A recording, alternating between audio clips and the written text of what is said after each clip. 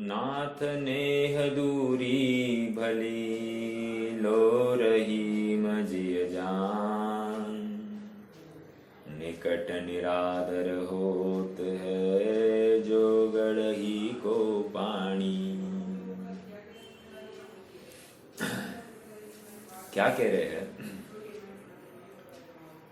जो दूसरे के साथ में जाकर मिल जाता है, बस जाता है, उसका अनादर होना चालू हो जाता है। यहीं पे भी वह मोक्ष मार्ग में भी यही बात चल रही है।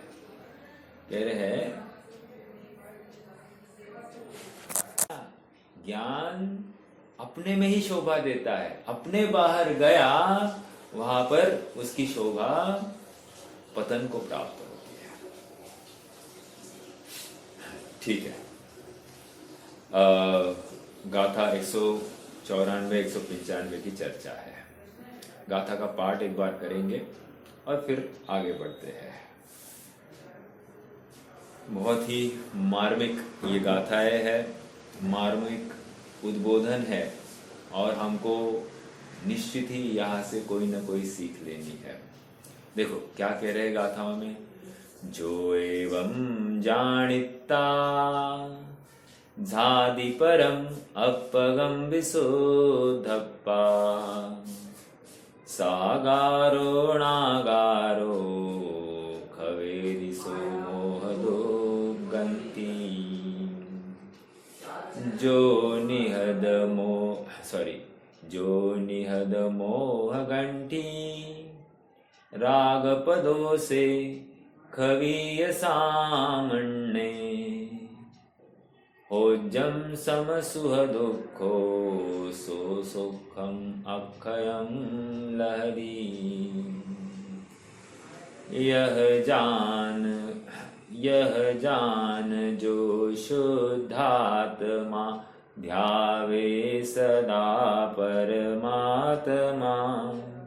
दुठ मोह की दुर्ग्रंथि का भेदन करे वह आत्मा। मोह ग्रंथि राग रुष तज, सदा ही सुख दुख में समभाव हो। वह श्रम नहीं बस क्या है ये? अक्षय सुख धारण करे। देख अपन फिर से अभी ये भाव तो इमीडिएटली पढ़ लेते और फिर तत्व प्रतिपिका टीका से चालू करेंगे। ऐसा जानकर जो आत्मा विशुद्ध आत्मा होता हुआ परम आत्मा का ध्यान करता है, वह चाहे साकार उपयोग में हो या अनाकार उपयोग वाला हो, वह मोह दुर्ग्रंथि का नाश करता है। टूट गई है मोह ग्रंथि जिसकी। अब मोह ग्रंथि नाश होके क्या हुआ? तो अब ये कह रहे, टूट गई है मोह ग्रंथि जिसकी, वह आत्मा राग द्वेष का क्षय करके सुख दुख में समता भाव रखता हुआ श्रमणता से परिणमित होता है और अक्षय सुख को प्राप्त करता है। इन शॉर्ट बीच का छोड़ दीजिए, जिसकी मोह ग्रंथि टूट गई है वो अक्षय सुख को प्राप्त होता है। सीधी सी बात है। मतलब बीच का जो एक्सप्लेनेशन है, राग द्वेष ये सब छोड़ दीजिए। जिसकी मोह ग्रंथि टूट गई वो अक्षय सुख को प्राप्त करता ही करता है। खत्म। तो मोह का नाश क्यों करना है? अक्षय सुख की प्राप्ति के लिए। और वो कैसे होता है? समभाव पूर्वक। किसमें समभाव? राग के प्रसंग में या द्वेष के प्रसंग में, सुख के प्रसंग में या दुख के प्रसंग में। समभाव। समभाव मतलब यहां पर मध्यस्थ भाव कह रहे हैं। माध्यस्थ भाव को ही अब मैं एक शब्द बोलूंगा, तटस्थ भाव। प्रश्न है आप सबसे, माध्यस्थ भाव और तटस्थ भाव में क्या फर्क हो सकता है? अगर फर्क ढूंढना जाए तो देखा जाए तो एक अर्थवाची है। मैं एक साइड तो मैं बोल रहा हूं। अगर शब्दों का चयन करने का अवसर आए तो तटस्थता और माध्यस्थता में क्या अपन किसको चयन करें? प्रश्न तो ये है। माध्यस्थ भाव को। एक आपको अपन भारत अपना आजाद हुआ था, उस समय में आजाद होने के बाद में विश्व में एक कोल्ड वॉर चला। कोल्ड वॉर मतलब क्या? शीत युद्ध। शीत युद्ध मतलब व्यापार को लेकर या अन्य किसी को लेकर थोड़ा सा अपन कौन सर्वश्रेष्ठ है उसकी उसको ऊपर काफी उहापोह हो गई। तो कुछ देश अमेरिका की तरफ चले, कुछ देश रशिया की तरफ चले। अब इसको लेकर क्या हुआ कि विश्व दो हिस्सों में बढ़ता हुआ दिखाई दिया। अब जब भारत को अपना कोई स्टैंड लेने की बात आ गई, तो हमने कहा हम तटस्थ रहेंगे, ना रशिया के ना अमेरिका के। क्यों साहब? मध्यस्थ क्यों नहीं?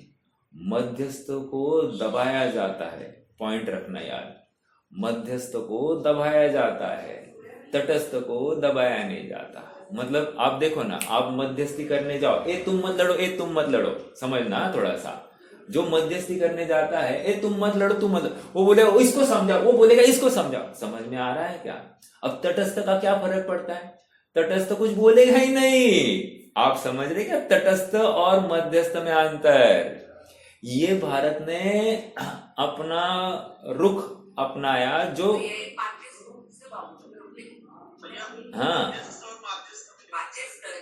अरे सुनो सुनो सुनो सुनो, तटस्थ और माध्यस्थ किसी अपेक्षा, मैं वो तो कह ही रहा हूं ना, तटस्थ और माध्यस्थ एक ही है अर्थ।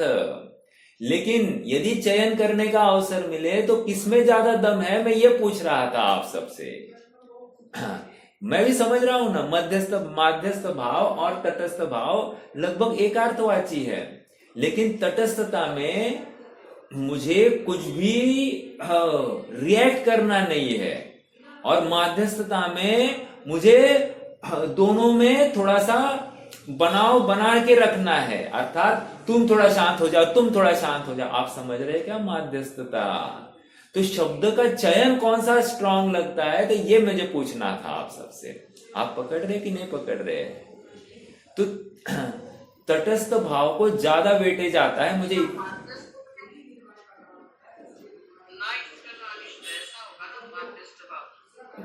नहीं, अरे बात ठीक है, आप उसको उस हिसाब से लगाना चाहो तो लगाओ ना। अभी देखो, जैसे अमेरिका ने कहा हम भारत और पाकिस्तान में मध्यस्थी करने के लिए तैयार है, इसका अर्थ क्या है? आप मुझे समझाओ।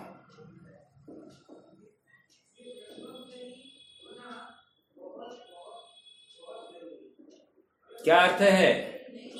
आपको पाकिस्तान का भी सुनना पड़ेगा और आपको भारत का भी सुनना पड़ेगा। इसमें क्या होगा? अमेरिका पिसा जाएगा। आप पकड़ रहे क्या मेरी बात को?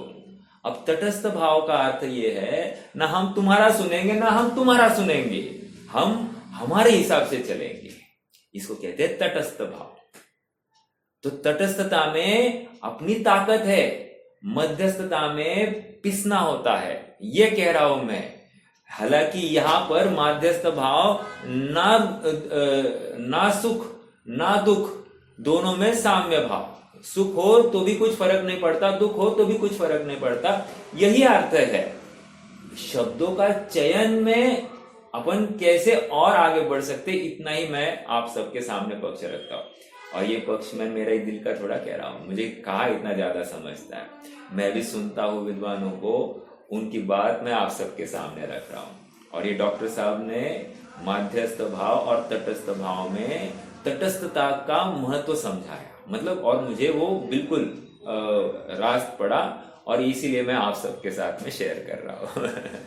हालांकि मध्यस्थता, यहाँ पर भी शब्द माध्यस्थ ही है, विरोध नहीं है। और माध्यस्थ मतलब किसी के साथ रिएक्ट करना ही नहीं है, इस यही अर्थ में है। लेकिन माध्यस्थ का अर्थ आज के परिप्रेक्ष्य में दबने की अपेक्षा लगता है, और तटस्थता दबना नहीं है। ये है, हम अपनी स्वतंत्र भूमिका लेंगे, इसको तटस्थता कहते हैं। ठीक है, चलिए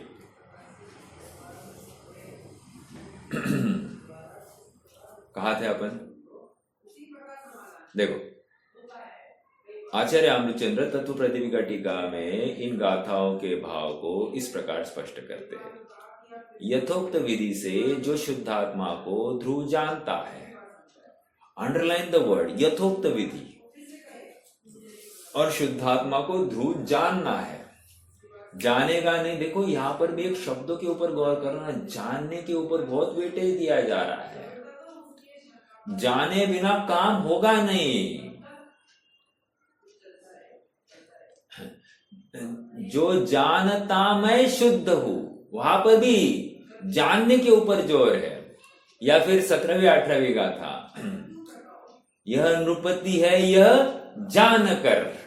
आ गया फिर से, पहले जानो, जानने के बिना तुम श्रद्धान कर ही नहीं सकते यथार्थ। अर्थात ज्ञात का जैसा श्रद्धान हो सकता है, वैसे अज्ञात का श्रद्धान नहीं हो सकता। आप पकड़ रहे क्या मेरी बात को? तो मैं ध्रुव हूं ऐसा तुम्हें विकल्पात्मक ज्ञान में निर्णय हो रहा है कि नहीं? पहले तो ये नहीं हो रहा है, तो फिर तुम किसको ध्या रहे हो? समझ में आ रहा है क्या? यदि हो नहीं रहा है तो ध्यान किसके रहे हो? तो ध्रुव का निर्णय पहले करो तुम्हारे ज्ञान में कि तुम्हारा ध्रुव स्वभाव कैसा है। ज्ञानात्मक है, दर्शनात्मक है, निरालंबी है, अतीन्द्रिय है, पूरा सुख का खान है। समझ में आ रहा है क्या? वो खदान है, उसमें से सुख उगलता है बाहर। तो ऐसा वो ध्रुव स्वभाव कभी इससे रहित होता ही नहीं। ओके, हाँ। यथोक्त विधि से, अब और एक शब्द, यथोक्त विधि का अर्थ क्या है? यथार्थ विधि मतलब क्या? यथार्थ विधि मात्र विधि लिखे किसी विधि से जानकर, और यथोक्त विधि से जानकर में फर्क क्या हो गया? देखो, कोई कहे मैं श्रीपाल हूं, और कोई कहे मैं रमेश हूं। समझ में आया? एग्जाम्पल, अब मैं कौन हूं? यथोक्त विधि से, हाँ ये इस घर में रहता है और ये श्रीपाल ही होना चाहिए, राइट? रमेश यहां नहीं रहता। इन शॉर्ट, ये इतनी तहकीकात हमको करनी पड़ेगी। यहां पर श्रीपाल ही रहता है, उसी प्रकार यहां पर आत्मा ही रहता है, अर्थात जो ज्ञानात्मक है, दर्शनात्मक है, किसी का अवलंबन लेता नहीं है, जिसमें अपना ज्ञान अपने से है, अपना सुख अपने से है, अपनी प्रभुता अपने से है, अपना परिणमन अपने से है। ये सब जब दिखाई दे रहा है तो यही तो ध्रुव है, यथोक्त विधि। मेरे रहने के लिए, मेरे जीने के लिए ना खाने की जरूरत है, ना रुपए की जरूरत है, ना पैसे की जरूरत है, ना शरीर की जरूरत है, ना किसी विषय की जरूरत है। कोई शादी नहीं होती है इसलिए रोता है, कोई शादी होने के कारण रोता है, कोई पत्नी छोड़कर गई है इसलिए रोता है, कोई पति छोड़कर गया है इसलिए रोता है, कोई ये विषय मुझे नहीं मिला इसलिए रोता है, कोई वो विषय मुझे नहीं मिला इसलिए रोता है। यहाँ पर क्या कह रहे हैं? अरे कुछ भी नहीं लगता है तो रोता क्यों है? रोने के लिए कोई अवसर नहीं है, अपना कुछ भी जाता नहीं है। अभी वर्तमान में मैं पूर्ण हूं, मैं हूं अपने में स्वयं पूर्ण। दिन भर में ये जिसको परिज्ञान होगा, यथोक्त विधि का परिज्ञान, जानना होगा। ऐसे यथोक्त विधि का अर्थात दिन भर जो जो क्रियाकलाप करता है, उन क्रियाकलापों में ऐसा ही जाननपना भाषित हो जिसको होगा। अभी तक तो आगे गए नहीं, अपन तो यथोक्त विधि से जानकर की बात कर रहे हैं। यथोक्त विधि से जानकर अर्थात मैं ऐसा, एक मिनट जरा रुकिए, विधि से जानकर की बात चल रही है। हमको जानना कितना इंपॉर्टेंट है, मात्र जानना इंपॉर्टेंट नहीं है, वो प्रॉपरली उसमें अपना अपना स्वरूप, अपना ध्रुव स्वरूप भाषित होना चाहिए। ऐसे जानने को जानना कह रहे हैं। समझ में आ रहा है क्या? कोई मरे मन से काम कर रहा है तो कह रहे बाबा काम मत कर, तू जा, मैं मेरा कर लूंगा। कहते कि नहीं कहते? अरे तुझे इस काम में उत्साह क्यों नहीं आ रहा है? उसी प्रकार आत्मा को जब जान रहा हूं तो आत्मा को जानते समय में वो उत्साह किधर जाता है? दिन भर तू क्या करता है? तो प्रश्न पूछो ना, एक प्रश्न और, मतलब एक तर्क और। मान लो मैं भोजन कर रहा हूं, पूछो ना भगवान से, मैं भोजन कर सकता हूं क्या? देखो ना भगवान के पास, भोजन करते उस समय भगवान के पास देखो ना, यथोक्त विधि से जानकर। भगवान खाते हैं क्या? नहीं खाते। है कि नहीं है? तो फिर मैं बिना खाए रह सकता हूं कि नहीं रह सकता हूं? भगवान को देखकर ये निर्णय हुआ कि नहीं हुआ? तो ये यथोक्त विधि से मेरे ध्रुव स्वभाव का निर्णय करना है। समझ में आ रहा है क्या? भगवान इंद्रिया के बिना जान रहे, राइट? फिर मुझे इंद्रिया क्यों चाहिए? मैं भी इंद्रिया के बिना ही जानता हूं। लाओ विश्वास यथोक्त विधि से जानकर। समझ में आ रहा है क्या? भगवान के पास एक भी पत्नी नहीं है, भगवान के पास एक भी रुपया, सोना, चांदी कुछ नहीं है, ना डॉलर है, ना येन है, ना पाउंड है, ना कुछ है, कुछ नहीं है, ना हीरे है, ना मोती है। तो भगवान सुखी है क्या? हाँ सुखी है। तो देखो ना, यथोक्त विधि से भगवान को देखकर तुम भी जानो ना, तुम भी इसके बिना रह सकते हो। यथोक्त विधि से जानकर और निर्णय करो। इमीडिएटली तुम्हारे ज्ञान में वो निर्णय होना चाहिए। और सुनो, जो सुखार्थी होता है वो निर्णय करता है, और जो दुखार्थी होता है, मतलब भोगार्थी होता है ना, वो दुखी होता है इन बातों को सुनकर। समझ में आ रहा है क्या?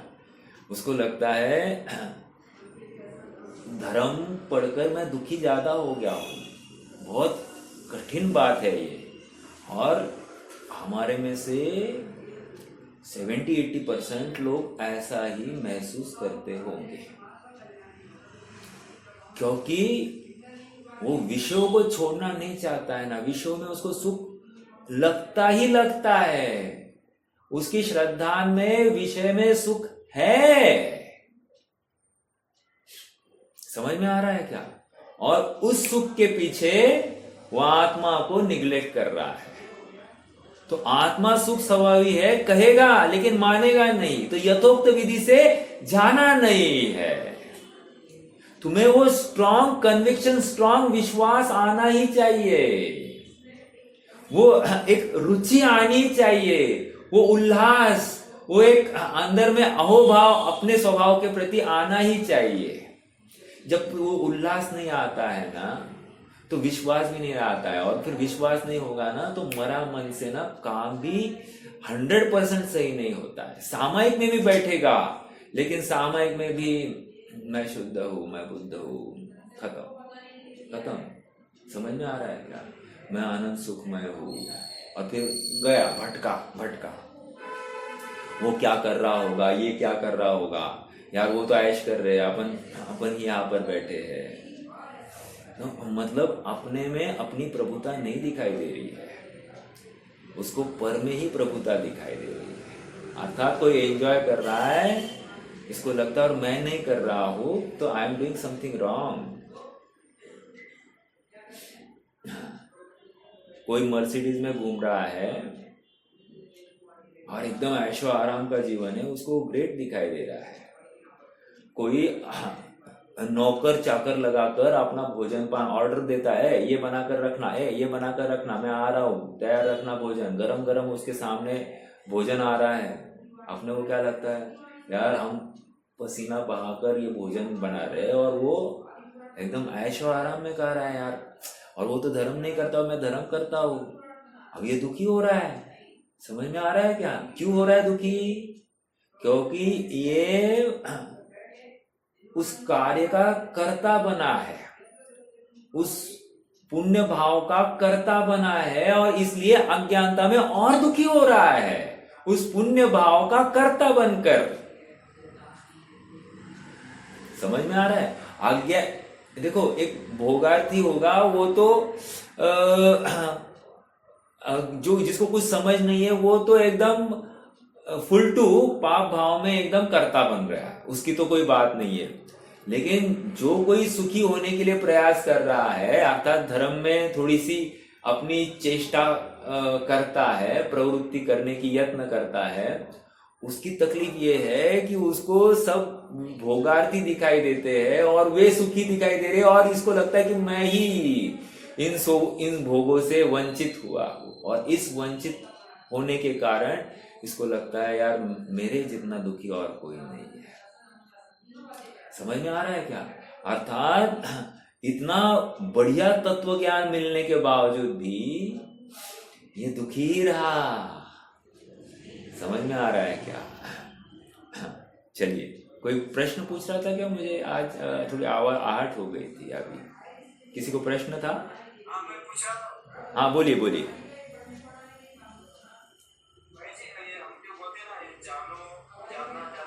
हाँ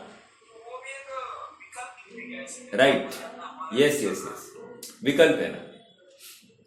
पहले विकल्प करना ही पड़ेगा।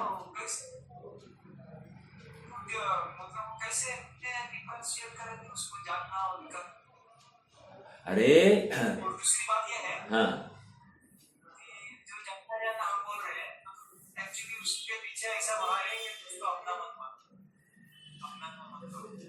देखो मैं आपको एक छोटा सा एग्जाम्पल देता हूं, बहुत कारगर होगा। जस्ट शांति से आप भोजन के लिए बैठो और वो एक क्षण याद करो, हंसी आती है कि मानो सिद्ध भोजन खोजते। बस वो क्षण याद करो, हंसी आती है कि मानो सिद्ध भोजन खोजते। बस ये क्षण आप एक रिकलेक्ट करो और आप फिर भोजन करने का प्रारंभ कर दो। अब मेरा तर्क ये है, अगर आपकी भावना सच्ची है, नोट माय वर्ड्स, आपकी भावना, आप भीगे हृदय वाले हैं या आत्म रुचि वाले हैं, तो आपको वहां पर एक टोका लगेगा, आपका उपयोग को एक ठोकर लगेगी और वो ठोकर आपको उस भोजन की आसक्ति से ना आधा कर देती है।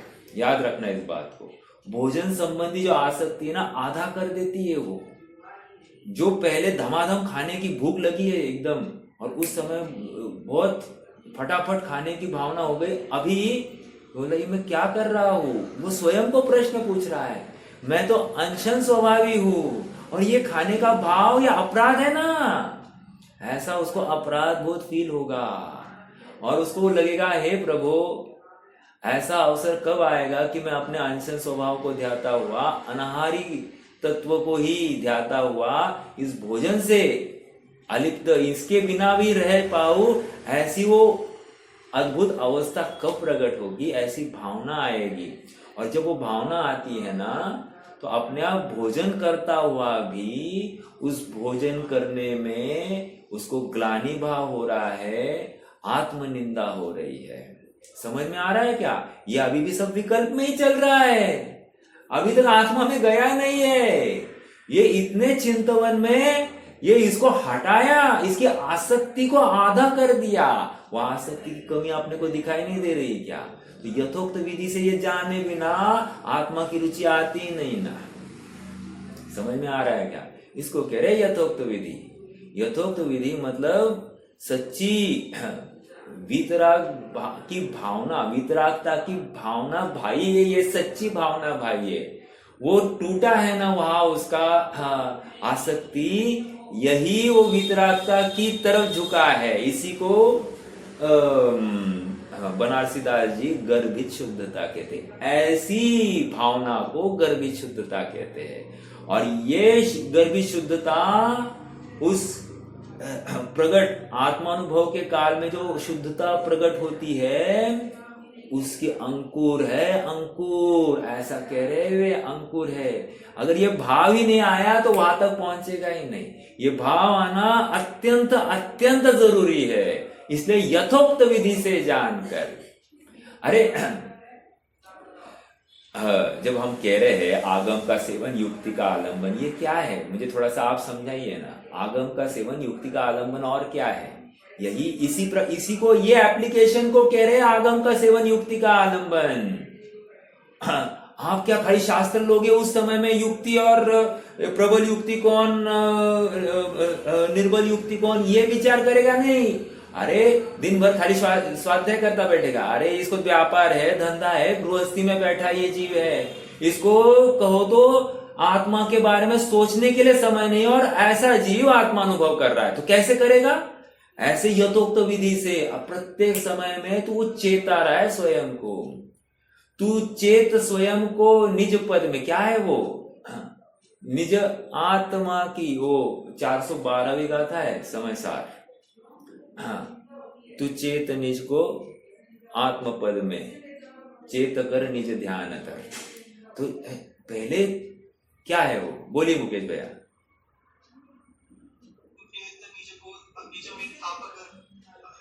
हाँ, है कि नहीं वो? अभी मैं भी भूल गया। निज में ही नित्य विहार कर। लेकिन पहले चेत शब्द के ऊपर गौर कीजिए। चेत, चेत मतलब क्या? जगाओ स्वयं को, चेताओ, चेताओ इस ज्ञानात्मक अपने उपयोग को पहले जागृत करो, तू कौन है, और ये सब काम उपयोग में होने वाला है। तो रही बात क्या? ये विकल्प है कि नहीं? हाँ, ये विकल्प है, लेकिन ये विकल्प की भी निर्विकल्प होने के लिए है। ये विकल्प करना, इसको उपादेय नहीं मान रहा है, याद रखना इस बात को भी। इस विकल्प को भी वो उपादेय नहीं मान रहा है, इस विकल्प को भी मिटाना चाहता है सुखार्थी जीव। और भोगार्थी जीव, भोगार्थी जीव इस विकल्प में संतुष्ट हुआ है। वाह, क्या जबरदस्त! आज का दिन बहुत बढ़िया रहा, बहुत अच्छा चिंतन चला, बहुत अच्छे भाव रहे, मुझे कोई विकारी भाव नहीं आए, अच्छे भाव, निरंतर आत्मा के बारे में सोच रहा था। ये क्या हो गया? ये संतुष्ट हुआ जीव है। तो ये काम नहीं करेगा ये जीव, ये वहीं पे रुकने वाला है। अभी अगली बार फिर से आत्मा के बारे में सोचेगा ना, बस शुभ भाव लाएगा, आत्मा के अच्छे परिणाम करेगा और उसी में संतुष्ट रहेगा।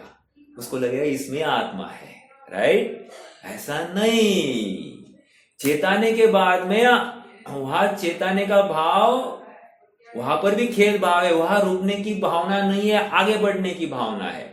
वही सच्ची वितरागता प्रकट करेगा। समझ में आया? हाँ,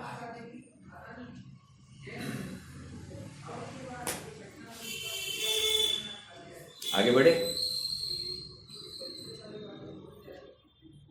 देखो कहां से लाई, एक लाइन में अपन इतने चिंतन की अपेक्षा है। यथोक्त विधि से जो शुद्धात्मा को ध्रुव जानता है, वो विधि भी यथोक्त चाहिए। एक दूसरी बात और एक सुनना,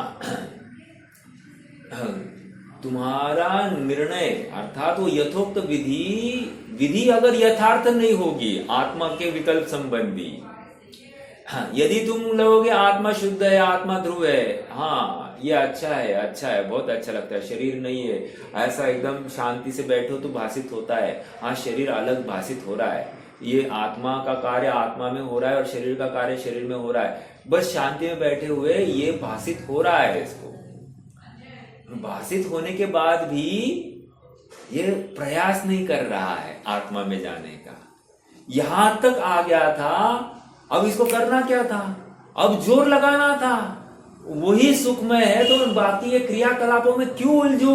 उसको फटाफट आत्मानुभव करने की भावना होनी चाहिए, अर्थात शरीर को पृथक पाड़ने का तीव्र उत्साह उमंग होती है और उसको बाकी कुछ भी याद नहीं आता, एक अपना आत्मा ही उसको मुख्य रूप से दिखाई दे रहा है। बस बाकी सब है, शरीर है, घर है, धंधा है, व्यापार है, बाल बच्चे है, पत्नी है, सब कुछ है, दुनियादारी है, सब है, लेकिन इन सब में अपने आत्मा को उर्व करके अपने को अलिप्त करके बैठ जाता है।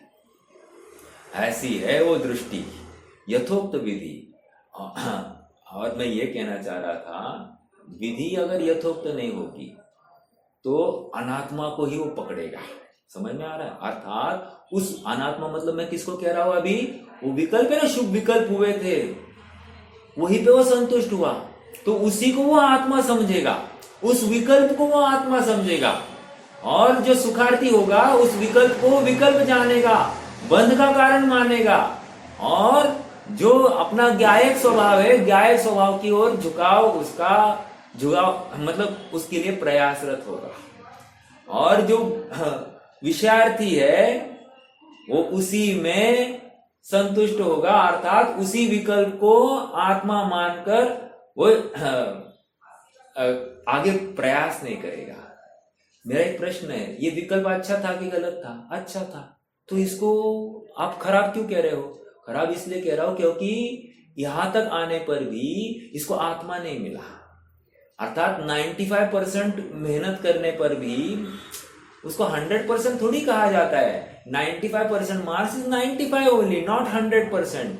और मोक्ष मार्ग में 100% आत्मा में ही स्थित चाहिए। 95% विकल्प करके भी काम नहीं होने वाला है, और यथार्थ विकल्प की बात चल रही है। क्यों? आत्मानुभव नहीं हुआ, वो स्व संवेदन हुआ नहीं है, स्व संचेतन हुआ नहीं है, अनुभवन नहीं हुआ है, तो नहीं, काम नहीं होगा। बहुत गंभीर है ये बात। मतलब हमको आज मान लो 5-6 बार हमको विकल्प अच्छा आया, अच्छा आया तो क्या हम खुश हुए कि नहीं? हाँ, डेली से अच्छा हुआ, अच्छा हुआ, अच्छा विकल्प है, अच्छा विकल्प है, आज परिणाम अच्छे रहे। लेकिन परिणाम अच्छे होकर तुम आत्मा में गए क्या? नहीं गए। ऐसी घड़ी कब आएगी जब मैं आत्मा में जाऊंगा? ये भावना निरंतर ऊर्ध्व होनी चाहिए। आत्मा के लिए चात्मार्थम पृथ्वी त्यजित, अर्थात आत्मा की प्राप्ति के लिए मैं दुनिया को छोड़ सकता हूं, मैं पृथ्वी को छोड़ सकता हूं, मुझे कुछ नहीं चाहिए, शरीर भी छोड़ सकता हूं, धन भी छोड़ सकता हूं, कुछ नहीं चाहिए। इसलिए वो आती है ना उक्ति, चक्रवर्ती के भोग क्या है? चक्रवर्ती की संपदा इंद्रसरी के भोग, काक बीट समगिनत है सम्यक दृष्टि लोग। काक बीट, जैसे इस चक्रवर्ती की संपदा को काक की विष्टा के समान देख रहे हैं। ये हमको चक्रवर्ती की संपदा में कितना कितना ग्रेटनेस भाषित होगा, विचार करना। अरे अभी भी अपना थोड़ा सा सैलरी बढ़ जाए, या आज थोड़ा सा मैं ज्यादा कमाऊं, तो अपने को अपन अंबानी अडानी हो गया ऐसा अपने को लगने लगता है। समझ में आ रहा है क्या?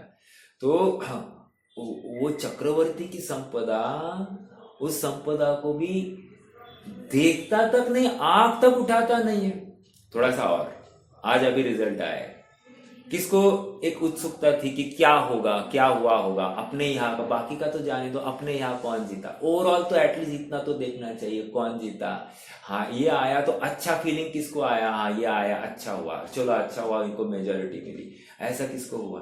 तो ये जो अच्छापन की भावना आ गई ना, आत्मा को छोड़े बिना नहीं आई है, अर्थात आत्मा में अरुचि हुए बिना नहीं हुई है।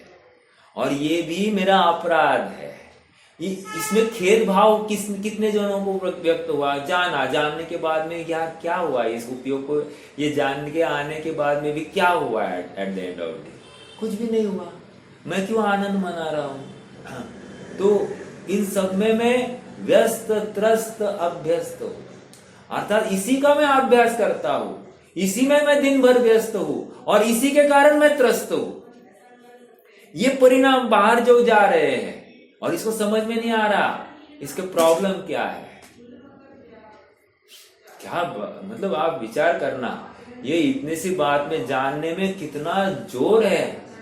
हमको लगता है कि श्रद्धान करो तो काम हो गया, श्रद्धान करो तो, अरे श्रद्धान होगा, मोक्ष मार्ग चालू होगा तो पहले श्रद्धान ही देखा जाएगा। लेकिन मोक्ष मार्ग चालू करने के लिए जानेगा तो श्रद्धान करे, तो यथार्थ जाने, तो यथार्थ जानने के लिए प्रेरणा की जा रही है। यथोक्त विधि तुम्हारी गलत हो गई तो तुम नहीं जान पाओगे।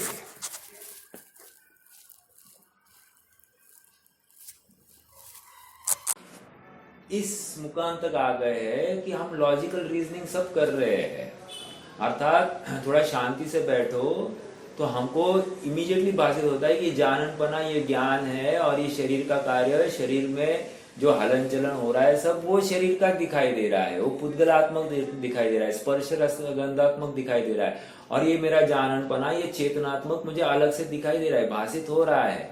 बस जो भाषित हो रहा है ना, वो उपयोग दिखाई दे रहा है ना, उस उपयोग में अब एकत्व ममत्व करना है, अर्थात वहां पर अपनत्व स्थापित करना है, उसमें अहोभाव प्रभुता भाषित होनी चाहिए। समझ में आ रहा है क्या? और वो ऐसी इमीडिएटली होनी चाहिए, जैसे अपने इष्ट व्यक्ति को देखकर हमको इमीडिएटली खुशी आती है कि नहीं? जो कोई इष्ट व्यक्ति हो, चीज हो, कोई भी बात, उसको इमीडिएटली आपको एकदम वो आनंद होता है कि नहीं? ऐसा आनंद। एक उदाहरण और देता हूं, थोड़ा सा समझिए। हाँ, मैंने पहले भी दिया था ये। जैसे कोरोना का काल था, राइट? अब कोरोना का काल था और उस समय में जिसको कोरोना है ना, उसके घर को एकदम सील किया जाता था और चिट्ठी लगाई जाती थी, उसको घर के बाहर आना नहीं। अब मान लो घर के मेंबर्स का खाली रिपोर्ट वो टेस्टिंग के लिए भेजा तो इमीडिएटली कॉर्पोरेशन वाले आ जाते थे, और रिपोर्ट नेगेटिव आ गया तो कैसा फीलिंग होता था? मुझको नहीं है, मुझको नहीं है, मुझको। तो ये जो फीलिंग कहाँ से आई? कहाँ से आई? वो उसको जो भार था वो भार से रहित हो गया तो कितना खुश हुआ। उसी प्रकार आत्मा पर में कुछ कर नहीं सकता, ये भार लेकर चल रहा था पर के कर्तृत्व का। अब इसको स्वीकार होने मालूम पड़ने पर इसको उत्साह आना चाहिए, आनंद होना चाहिए ना, मैं पर का कुछ नहीं कर सकता, वो पर का भार मेरे ऊपर नहीं है। ये इतना स्वीकार होने पर उसको आनंद क्यों नहीं हो रहा है? नहीं ना, कुछ तो करना ही पड़ेगा ना, बच्चों का देखना ही पड़ेगा ना, पैसे तो कमाने ही पड़ेंगे ना, रोटी तो बनानी ही पड़ेगी ना। हाँ, रोटी बनती है और तू वहां पर खड़ा रहता है, लेकिन तू मात्र तेरा उपयोग है वहां पर। हाँ, तेरा योग है, तेरा उपयोग है, बस और कुछ नहीं है। बाकी रोटी अपनी योग्यता से हो रही है, ये मान तो सही। तू अपने को उस समय में अलिप्त देख तो सही।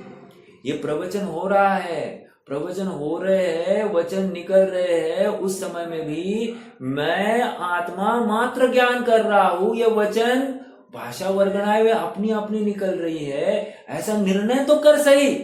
समझ में आ रहा है क्या? ऐसा निर्णय करते ही मैं इन वचनों का भी करता नहीं हूं, मैं सोचकर बोलता हूं, ये तो छोड़ ही दो, जो वचन जिस समय में निकलने वो निकल रहे, मैं ज्ञान कर रहा हूं उस वचनों का। हाँ, मैं तो ज्ञान कर रहा हूं, नहीं मैं तो सोचे बिना ये वचन ही नहीं निकल सकते। अब ये क्या हो गया? ये कर्ता बन रहा है। और यहां पर कह रहे तू देख, अगर बोलना चाहे तो भी, अभी अक्सर होता है कि नहीं, हम बहुत सोच कर जाते हैं कि ये अगर दिखेगा ना, मैं ये सब बातें बोल दूंगा, और वो दिखते ही अपन कुछ और ही बोल कर आते हैं या भूल भी जाते हैं। होता है कि नहीं होता है? इसका मतलब हमारा सोचने के हिसाब से तो हम बोलते नहीं है, राइट? इसका मतलब सब परिणमन स्वतंत्र है, स्वाधीन है। ऐसा स्वाधीनता का विश्वास जो अपने लिए करता है वो भार से रहित हो जाता है और अपनी ध्रुव वस्तु को ध्यान के लिए तत्पर होता है, उसमें उसकी प्रभुता देखता है। अपने को अपने में प्रभुता दिखाई नहीं दे रही है, इसलिए ध्यान के लिए प्रवृत्ति नहीं कर रहा है। जो स्वयं को भगवान देखेगा वही शुद्धात्मा को ध्याएगा, वही सम्यक दृष्टि होगा। जो अपने को भगवान नहीं देखेगा वो सम्यक दृष्टि होगा ही नहीं। एक प्रश्न है, हाँ, देव दर्शन करके क्या मिलता है? स्वर्ग मिलता है। और आत्मदर्शन, ध्रुव दर्शन करने से क्या मिलता है? ध्रुव की प्राप्ति होती है। तो किसको देखना, किसका दर्शन करना? ध्रुव दर्शन करना। देव दर्शन में हमको कितना अहोभाव आता है, ऐसा अहोभाव ध्रुव दर्शन में, आत्मदर्शन में लगता है क्या? नहीं लगता है। तो समझ लेना तुम बहिरूपयोगी हो। तुम सुखार्थी नहीं हो, ये कह रहे हैं यहां पर। यथोक्त विधि, अरे एक एक परिणाम में हमको स्वयं को टटोलना है, एक एक परिणाम में। ये तो बहुत बड़ा काम है। बड़ा नहीं, फिर सुखार्थी जीव करेगा क्या दिन भर? यही करेगा, यही करना चाहिए।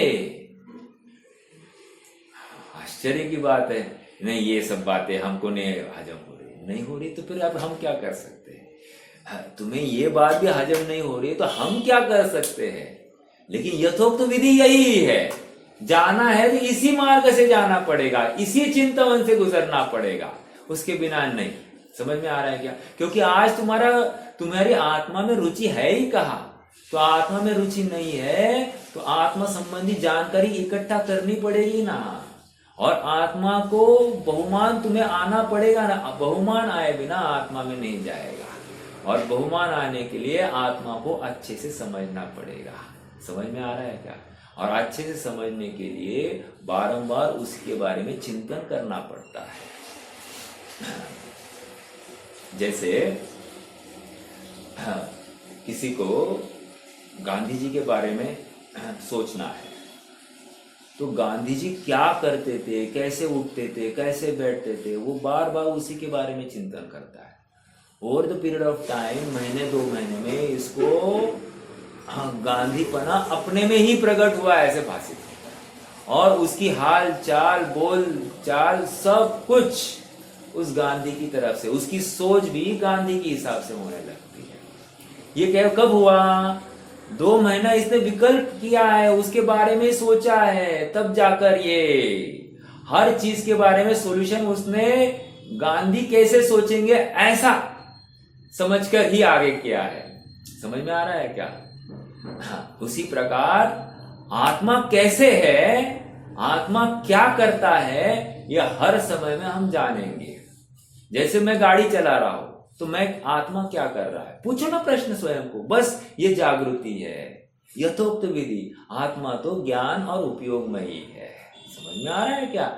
उपयोग करता है और ये राग भाव कर रहा है, गाड़ी चलाने का भाव, तो गाड़ी चलाने के भाव संबंधी व्यापार और योग और उपयोग, इतना ही मैं करता हूं बस। बाकी गाड़ी कैसे चल रही है? गाड़ी वो 2 पहियों पर चल रही है, गाड़ी ईंधन से चल रही है, कैसी भी चलने दो, हमको क्या है? मैं तो मात्र ज्ञान भाव कर रहा हूं। ये विश्वास और ये स्वयं को बोलने के बाद में वो कर्तृत्व का अहंकार टूट जाता है। अब मान लो गाड़ी चलाते चलाते कोई एकदम टेढ़ा आ गया, ऐसा हम क्या करते हैं? देखकर चला नहीं सकता क्या? अभी देखो, यहाँ पर भी अपनी यथोक्त विधि लगाना, देखकर नहीं चलाता क्या? अरे उसका कौन से भाव में पड़ा होगा, क्या परिणाम होंगे, कौन सी मतलब विकल्प होंगे उसको, वो चल रहा है बेचारा, मुझे ही थोड़ा समझ कर चलना चाहिए था। तो ये अपने में देख रहा है, अपनी जागृति जरूरी है। ये चलना चाहिए था मतलब क्या? मैं ज्ञान मुझे अच्छे से करना चाहिए था, और रास्ते पर हूं तो ये सब घटनाएं घटित हो सकती है। एक्सीडेंट इज एक्सीडेंट, कुछ भी हो सकता है। अगर मैं ये नहीं चाहता हूं तो मैं घर के बाहर नहीं निकलूं। समझ में आ रहा है क्या? तो इस प्रकार हम स्वयं को चेताए, जागृति कराए, अपने ज्ञान स्वभाव को हम स्वयं ऐसे चेताए। इस प्रकार प्रत्येक क्रिया में अपने को, अपने ज्ञान स्वभाव को ऊर्ध्व करके देखना है, तभी यथोक्त विधि कहलाएगी। अब देखो आगे क्या कह रहे हैं। यथोक्त विधि से जो शुद्ध आत्मा को ध्रुव जानता है, ध्रुव प्रत्येक समय में ध्रुव देखना है, अर्थात ज्ञान पूर्ण देखना है, दर्शन पूर्ण देखना है, सुख पूर्ण देखना है, अवलंबन पूर्ण, अपना ही अवलंबन है, पर का यह किंचित भी अवलंबन नहीं है। अतीन्द्रिय महापदार्थु, लगाओ तो सही, विश्वास तो करो। ओके, उसे उसी में प्रवृत्ति द्वारा शुद्धात्म तत्व प्राप्त होता है। अब क्या कहा? उसे उसी में प्रवृत्ति द्वारा, अब प्रवृत्ति है। रोहित भैया देखो क्या कह रहे हैं, अब प्रवृत्ति है। इतना देर क्या कर रहा था? इतना देर जानकारी ले रहा था। जानकारी लेने के लिए टाइम वेस्ट हो रहा है ऐसा नहीं कहना, हाँ, लेकिन उस जानकारी का फल प्रवृत्ति है। यदि जानकारी जानकारी तक रही तो जानलेवा हो सकती है। जानलेवा मतलब उपयोग जाएगा ना, ये मनुष्य बहुत चला जाएगा, फिर कब करोगे, समझ में आया। और आज जो रुचि है, आज जो उत्साह है, आज जो भावना अपनी तीव्र हुई है, कल क्या गारंटी वो भावना ठीक होगी। एक, कल क्या गारंटी कि ये शरीर अनुकूल होगा, कल क्या गारंटी कि ऐसा संयोग होगा, कल क्या गारंटी कि अपनी खोपड़ी ठीक होगी, कल क्या गारंटी कि अपना वाद का प्रकोप होने से अपनी बुद्धि भ्रष्ट हो गई होगी। हो सकता है सब कुछ। तो क्या करना, अरे अभी वर्तमान में जागो और अपने में काम में लग जाओ। समझ में आ रहा है क्या। मत सोचो कितना नुकसान हो रहा है, मत सोचो और कुछ नुकसान नहीं होगा। तुम तो लगो, तुम तो अपने आत्मचिंतन में, आत्म कल्याण में लगो, तुम्हारा काम हो जाएगा।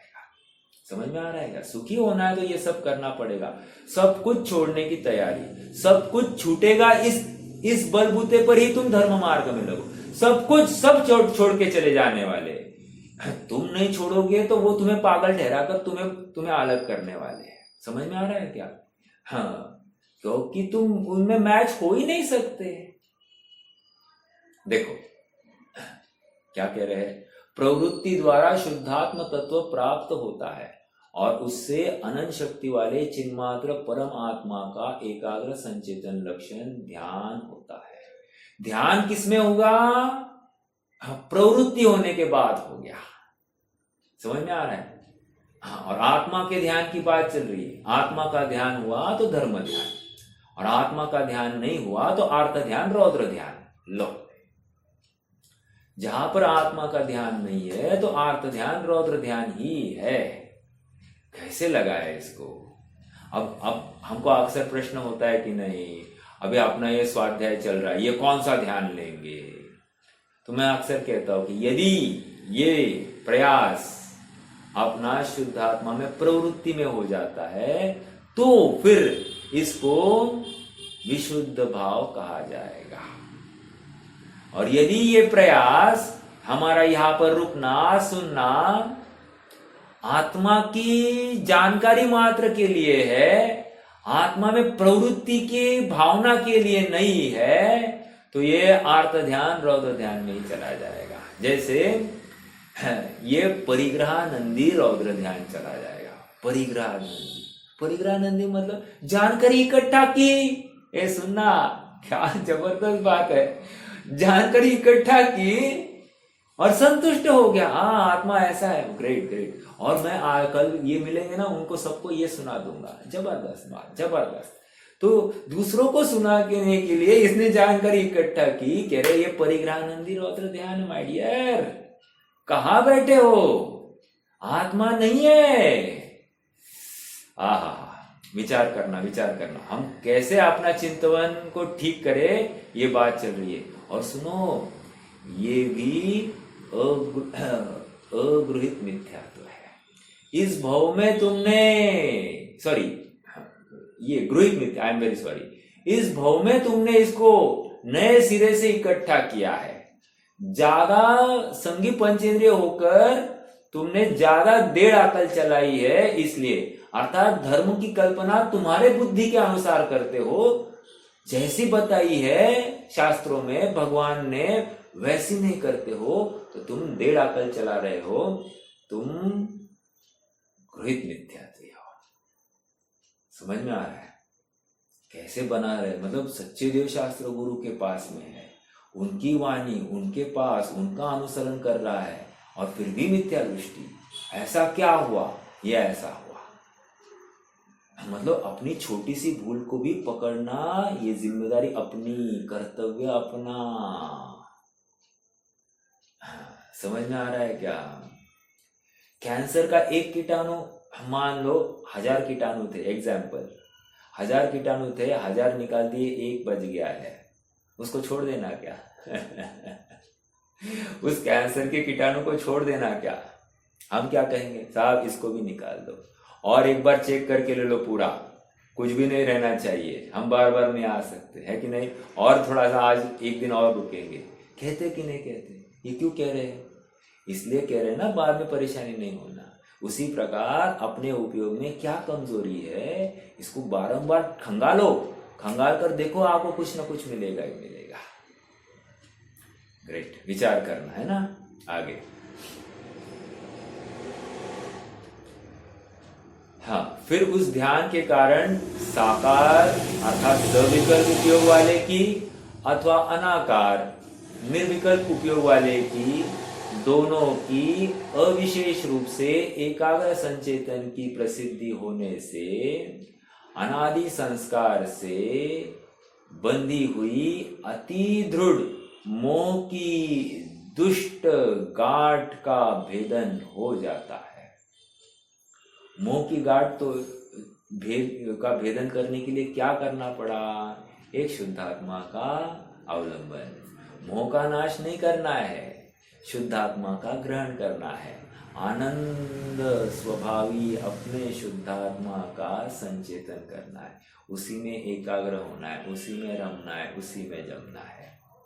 हाँ, मोह कितना बचा है ये देखो ही मत, ये डिग्री देखने की जरूरत नहीं है। मुझे आत्मा की रुचि कैसे बढ़ सकती है, इसके ऊपर उहापोह करो। समझ में आ रहा है क्या? और आत्मा में मैं 100% बैठ नहीं पा रहा हूँ, उपयोग बाहर आ रहा है, तो खेद बरतना चाहिए और बारंबार उसी में जाने के लिए प्रयासरत होना चाहिए। समझ में आ रहा है क्या? जैसे एक छोटा बच्चा है, बच्चा बार बार गिर रहा है लेकिन बार बार उठने की प्रयास कर रहा है।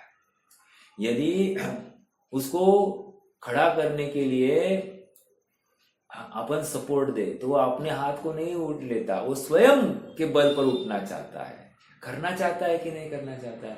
उसी, ये प्रकृति है। उसी प्रकार आत्मा में भी प्रवृत्ति करने के लिए बारंबार उद्यम करने की आवश्यकता है।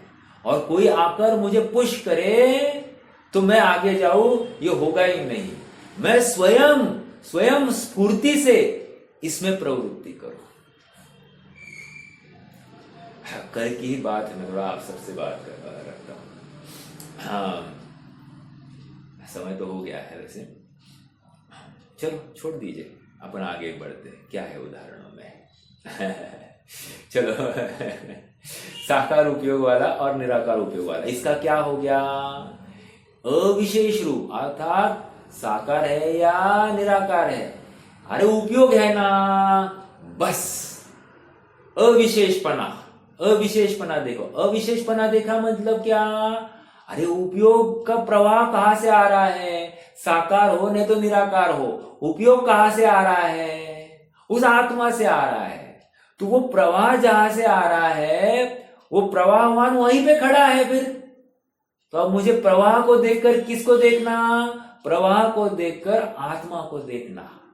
ये अगर टैक्ट मेरे पास में खड़ी हो गई ना, तो बस मेरा काम हो गया। अब देखो ना, हम क्या करते हैं, हाथ दिख रहा है ना, आत्मा बिल्कुल लगता है ऐसा ज्ञान ज्ञान ज्ञान है, और ये बाकी सब शरीर जो दिखाई दे रहा है आंखों से, स्पर्श रसगंध वर्णात्मक ऐसा अलग दिखाई दे रहा है, भाषित हो रहा है ना, और ज्ञान में ऐसा एकदम प्रॉपर ज्ञानात्मक ऐसा संचेतन हो रहा है। लेकिन तुझे आह्लाददायक लगता है क्या? आकुलता हटी है क्या? या फिर तेरे कर्तृत्व का बोझा कम हुआ है क्या? ऐसा लग रहा है क्या? नहीं, जानने का भार है तो समझ लेना अभी भी वो श्रुत ज्ञान में या फिर मति ज्ञान में अटका है। समझ में आ रहा है क्या? वो आत्मा में अर्थात सामान्य ज्ञान में नहीं आया है। तो सामान्य ज्ञान में नहीं आया हुआ ज्ञान ध्रुव आत्मा को ध्यान नहीं सकता, ये समझा रहे। आप पकड़ रहे हैं क्या मेरी बात को? बहुत महत्वपूर्ण बिंदु आए हैं, ये बिंदु को हल्के में मत लेना। हाँ, मुझे नहीं मालूम कहाँ से कौन इसकी चर्चा करता है कि नहीं करता है, लेकिन ये अविशेष रूप से एकाग्र संचेतन की प्रसिद्धि होने से क्या हुआ? वो मात्र सामान्य ज्ञान दिखाई दिया। विशेषता ये साकार उपयोग है या निराकार उपयोग है, ये भी नहीं रहा। हालांकि अनुभव के काल में साकार उपयोग ही रहता है। समझना। और अनुभव के पूर्व भी साकार उपयोग ही रहता है, समझ में आ रहा है। और उसके बाद में जो होना है सो होने दो, लेकिन साकार उपयोग है। क्यों? निराकार उपयोग में विशेष कहाँ प्रतीत होता है, और यहाँ पर विशेष प्रतीति होनी है, अर्थात ज्ञान का वेदन होना है, उसको एक आह्लाददायक वो फीलिंग आनी है, तो वहां पर साकार उपयोग ही चाहिए। लेकिन साकार उपयोग की तरफ अगर उसका ध्यान होगा, याद रखना, मैं आ रहा हूं मुकेश भाई, मुझे समझ में आ रहा है, साकार उपयोग की तरफ उसका ध्यान होगा तो वो विकल्प में है। ये मात्र उपयोग है, और उपयोग की अवस्था में वो उपयोग साकार ही होता है, ये समझा रहा हूं मैं। उसको उसके लिए विकल्प करना नहीं पड़ता। हाँ बोलिए मुकेश भाई, अब बोलिए।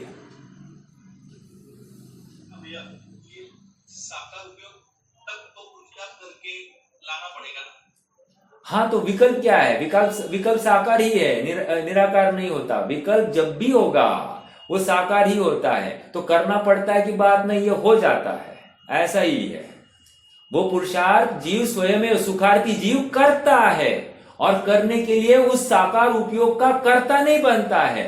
वो निरंतर अपनी आत्म भावना की चेष्टा करता हुआ उसी की तरफ उपयोग को दौड़ाने का प्रयास करता है, और ये साकार ही होता है, निराकार नहीं होता है उस समय में। और निराकार आपने पकड़ में भी नहीं ना आता, जो पकड़ में आता है वो साकार ही होता है। तो ज्यादा सोचने के लिए अवसर भी नहीं है। लॉजिकली बात तो ये है, हमने शास्त्रों में पढ़ा है ये साकार है, ये दर्शन उपयोग निराकार होता है और ये साकार होता है। यदि हमको शास्त्रों में नहीं पढ़ाया जाता तो हम क्या समझते? हम अपने उपयोग को साकार ही मान बैठते थे, राइट। तो विकल्प जब भी होता है वो साकार ही होता है। वो सुखार्थी जीव, आत्मा का अर्थी जीव, ये साकार उपयोग है कि नहीं इसके बारे में भी विचार नहीं करता है। वो उसको मात्र आत्मा की धुन लगती है। चल रहे दुनिया अपनी धुन में, अपनी धुन क्या है? आत्मा की धुन, और अपनी धुन में पापन पुन, मात्र ज्ञान ज्ञान ज्ञान ज्ञान दिखाई देता है उसको। ज्ञान की प्रतिपल उठे तरंग, झांकता उसमें आत्म राम। हा, पकड़ो ना इस बात को, क्यों नहीं पकड़ रहे हैं? ज्ञान की प्रतिपल उठे तरंग, झांकता उसमें आत्म राम। अरे आबाल सभी गोपाल, सुलभ सबको चिन्मय अभिराम। किंतु पर सत्ता में प्रतिबद्ध, कीर मरकट सी गहल आनंद।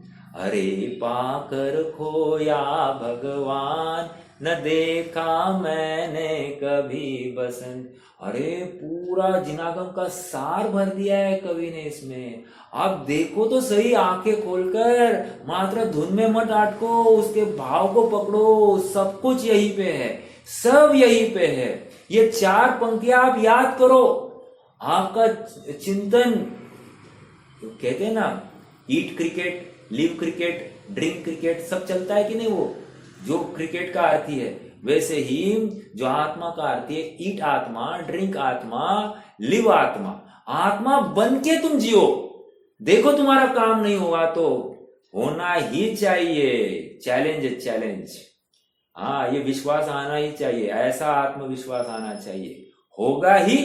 ये आत्मा के, ये मोक्ष मार्ग के प्रणेता हम खड़े हैं। हम ऐसा दम से बोलो, हाँ, गर्व से कहो हम आत्मार्थी है। बोलो तो सही है, बोलते ना भैया, नहीं नहीं नहीं नहीं नहीं, बोलो दम से, मैं आत्मार्थी हूं। ऐसा विश्वास जताओ स्वयं के लिए। ये विश्वास आना ही चाहिए। और कहाँ से आएगा? इसके लिए रुपया पैसा नहीं लगता। 1 करोड़ होगा तो मैं आत्मार्थी हूँ ऐसा, और मेरे पास कुछ नहीं तो मैं आत्मार्थी हूँ कि नहीं, ये प्रश्न नहीं होगा। समझ में आ रहा है क्या? रुपया पैसे की जरूरत नहीं, मिठाई मंजन की जरूरत नहीं, शरीर स्वस्थ है या अस्वस्थ है इसकी जरूरत नहीं है, मैं बूढ़ा हूं जवान हूं इसकी जरूरत नहीं है, मैं आत्मा हूं। बोलो तो सही। बोलने में क्या जाता है? नहीं मुझे चक्कर आ दिया, चक्कर आदि तो आत्मा क्यों नहीं ध्याता है? आत्मा ध्यान के लिए तुझे क्या प्रॉब्लम है? चक्कर आदि ये समझता है और आत्मा ध्याता नहीं है। नहीं आज बुखारे ये समझ रहा है और आत्मा ये नहीं समझ में आ रहा है। आश्चर्य की बात है कि नहीं? ये कह रहे हैं ज्ञान की प्रतिपल उठे तरंग। गंभीरता से विचार करना, अपना काम क्या है, झुकना नहीं है, पुरुषार्थ करो, लाख दूसरे काम हो वो छोड़ देना और अपने आत्मा के लिए थोड़ा समय दो, थोड़ा विश्वास है, विश्वास दिलाता हूं कि काम अब भी होगा, इसी भाव में होगा। करो प्रयास, ठीक है, रुकते हैं। बोलिए, कोई प्रश्न है तो रख सकते हैं।